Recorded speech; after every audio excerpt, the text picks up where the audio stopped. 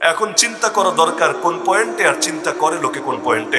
এই যে 2-3 দিন আগে দেখা গেল বাংলাদেশে প্রধান উপদেষ্টা এক জায়গায় গিয়ে ফুল দিয়েছে।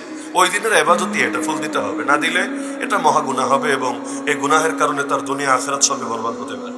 তো নির্দিষ্ট জায়গায় গিয়ে ফুল দিয়েছে, তবে ফুল দেওয়ার সময় পায়ের মধ্যে জুতা পরে গিয়েছে। এইটা নিয়ে পুরো বাংলাদেশের কয়েক লাখ মানুষের ঘুম হারাম। এত বড় বেদাত কিভাবে করতে পারল? এখানে জুতা নিয়ে যাওয়াটা তো বেদাত, এটা তো নতুন আবিষ্কার, এটা তো ছিল না। তাহলে তিনি জুতা নিয়ে যাওয়ার হিম্মত কিভাবে করলেন? আরে আল্লাহর বান্দা, জুতা নিয়ে গিয়েছো তো কি হয়েছে? জুতা নিয়ে যাওয়ার মধ্যে কোন ধরনের নিষেধাজ্ঞা আছে এমন কথা কি আয়াতে আছে না হাদিসে আছে? না ইমাম আবু হানিফা বলেছে, না ইমাম শাফিঈ বলেছে। এটা আসলো কোত্থেকে? সমালোচনা হলে তো এটা নিয়ে হওয়া দরকার ছিল, আল্লাহর বান্দা এক ওয়াক্ত নামাজ পড়ে কিনা। আচ্ছা ওক্তিয়া নামাজ বাদ দিলাম, অন্তত জুমাটা পড়ে কিনা। আচ্ছা জুমাও নয়তো রাখলাম, ঈদের নামাজটা অন্তত পড়ে কিনা। কারণ একজন মানুষ দেশ চালাবে আর তিনি গিয়ে নামাজ পড়বে, এটা কেউ দেখবে না, কেউ ছবি তুলবে না, কেউ জানবে না, এটা তো বিশ্বাসযোগ্য না। ওই বেডি বেডি যারা ক্ষমতায় ছিল এরাই অন্তর্মহলে নামাজ পড়লে ওই ছবি জাতি দেখে ফেলতো। আর সেখানে পুরুষ মানুষ মসজিদে গিয়ে নামাজ পড়বে প্রথম কাতারে, কেউ দেখবে না, কেউ ছবি তুলবে না, কেউ জানবে না, এইটা তো বিশ্বাসযোগ্য না। তা আমি সমালোচনা করছি না, তবে কেউ করলে এই পয়েন্টে একটা করলে করতে পারতো। ইসলামের মূলই হলো নামাজ, ইমানের পর সবচাইতে গুরুত্বপূর্ণ নামাজ। ওই নামাজ পড়ে কিনা এইটা কেন আমরা জানতে পারি না? তার মানে আসলে কি পড়ে নাকি না পড়ে? যদি না পড়ে তো নিজের মুসলমান কিভাবে দাবি করে? আপত্তি হলে এগুলো নিয়ে হতে পারতো। আরে বুড়া বেটা পায়ে একটা কবরে চলে গেলে এখন দাঁড়িয়ে গজালো না, মোচে গজালো না, আর কতকাল কচি খোকা থাকবা? তোমার কি বয়স বিয়ে করার এস কচে গেছে? যদি নাই জাগে তাহলে অন্তত চেহারার মধ্যে দাড়ি ধারণ করো না, এগুলো কিয়ামতের দিন নূর হয়ে চমকাবে। সমালোচনা হলে এগুলো নিয়ে হতে পারতো। আবার তুমি কাপড়টাও সবসময় কেন টাকনুর নিচে পড়তে হবে? টাকনুর নিচে তো পরে মহিলারা, তুমি কি মহিলা?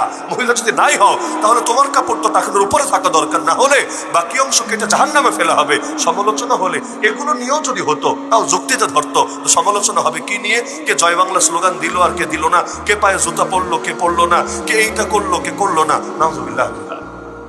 মাথায় গেঁথে রাখবেন, যতদিন পর্যন্ত আল্লাহর একত্বকে সমুন্নত করতে না পারবেন ততদিন পর্যন্ত মুসলমান দুনিয়াতে কিছুতে ইজ্জত পাবেন না, মাথা উঁচু করে দাঁড়াতে পারবেন না। নাহনু কওমুন আ'আযানাল্লাহু বিল ইসলাম, আমরা সেই জাতি যাদেরকে আল্লাহ ইসলামের বরকতে সম্মানিত করেছেন।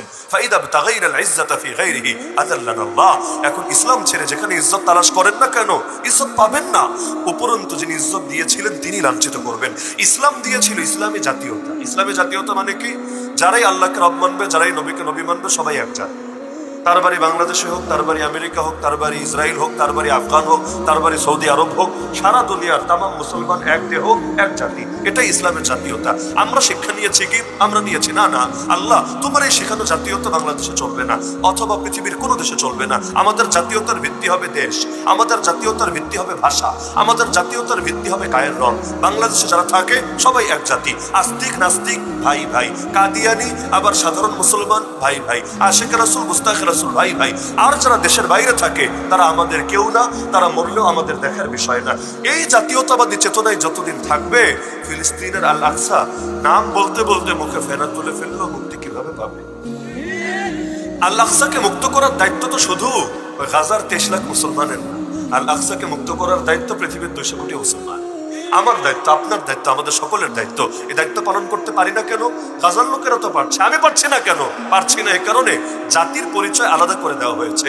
আমাদেরকে বোঝানো হয়েছে ফিলিস্তিনের জাতি আলাদা, বাংলাদেশি জাতি আলাদা। বাংলাদেশি জাতি বাংলাদেশের পাশে দাঁড়াবে আর ফিলিস্তিনের লোক ফিলিস্তিনের পাশে দাঁড়াবে। আল আকসা গিয়েছে যাক না, বাবরি মসজিদ ভেঙে রাম মন্দির বানিয়েছে বানাক না, জ্ঞানবাপী মসজিদও ভাঙার চেষ্টায় আছে, চেষ্টা করুক না। 200 বছরের প্রাচীন এক মসজিদকে গত সপ্তাহে ভেঙে দিয়েছে, আরে ভাঙুক না। আরো কত মসজিদ, এমনকি আজমের শরীফকে পর্যন্ত ভাঙার চেষ্টা চালাচ্ছে, করুক না। এগুলো সব ইন্ডিয়ার অভ্যন্তরীণ ব্যাপার। রোহিঙ্গা মুসলমান মায়ের খেতে খেতে শেষ। আগে তো খাতো সামরিক বাহিনীর হাতে, এখন খাচ্ছে নতুন এক বৌদ্ধদের উগ্রবাদী সংগঠন আছে, নাম হলো আরাকান আর্মি। আরাকান আর্মির উগ্র বৌদ্ধরা এরা নির্যাতন দল করে ওই দলের নেতা বলে, নাকি আপনার দুশ্মন যেই দল করে ওই দলের নেতা বলে? এই লাইনে তো সবাই সমান, একটাও নাম মুখে আনে না। এই গত 1 বছরে কয়েকশো রোহিঙ্গা মরেছে, খবর আছে? কয়েকশো নারী ধর্ষিতা হয়েছে, খবর আছে? যারা বাংলাদেশে আছে তাও নয় তো খেয়ে থাক না খেয়ে থাক একভাবে না একভাবে আছে। যদিও আমাদের ব্যর্থতার কারণে তাদের মধ্যে অনেকে, কয়েকশো না কয়েক হাজার ইতিমধ্যে খ্রিস্টান হয়ে গেছে। বলবেন রোহিঙ্গা আবার খ্রিস্টান হলো কিভাবে? আপনি দাওয়াত নিয়ে কবে গিয়েছিলেন বলেন? আর গেলেও লাভ নেই, আপনাকে ঢুকতে দিবে না। আপনি তাবলীগ জামাত নিয়ে যান, ঢুকতে দিবে না। ওয়াজ মাহফিল করতে যান, ঢুকতে দিবে না। খানকা খুলতে যান, ঢুকতে দিবে না। মাদ্রাসা করতে যান, ঢুকতে দিবে না।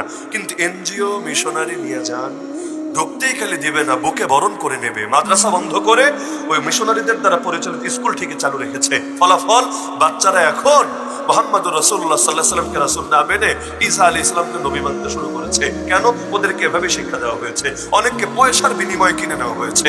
আর নারীদের তো, ওদের তো কাজই এটা, যেই নারীরই হাতে পাবে ওইটারে উন্নত করার নাম দিয়ে বিশ্ববিহায়ে পরিণত করে ছাড়বে। রোহিঙ্গা নারী যারা দ্বীনের জন্য, ইসলামের জন্য হিজরত করতে বাধ্য হলো, নিজের দেশ ছাড়তে বাধ্য হলো, আরে মুহাজিরের চাইতে পাক্কা ঈমান কার হয়?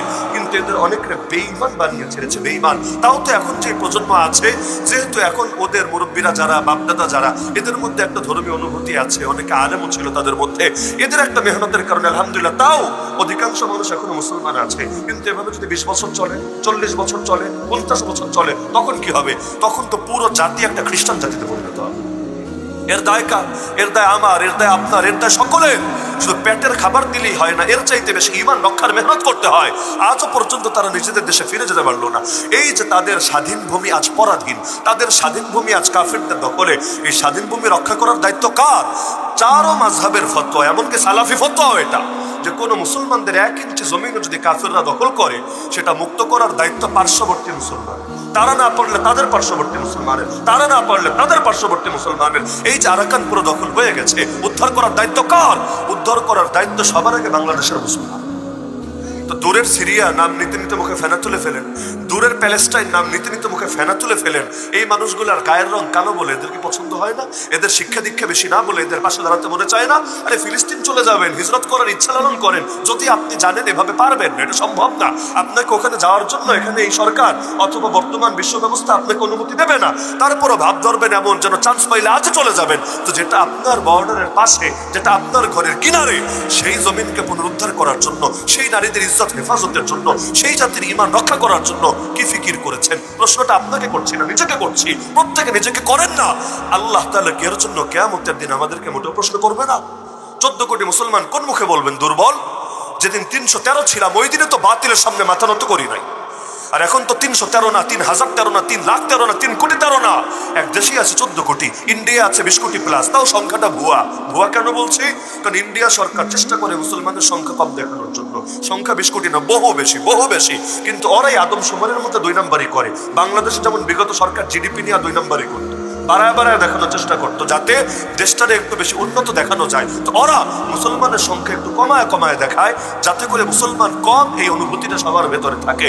ইন্ডিয়ার মধ্যে 220 কোটির বেশি আছে, বহুত বেশি আছে। পাকিস্তানে কত আছে?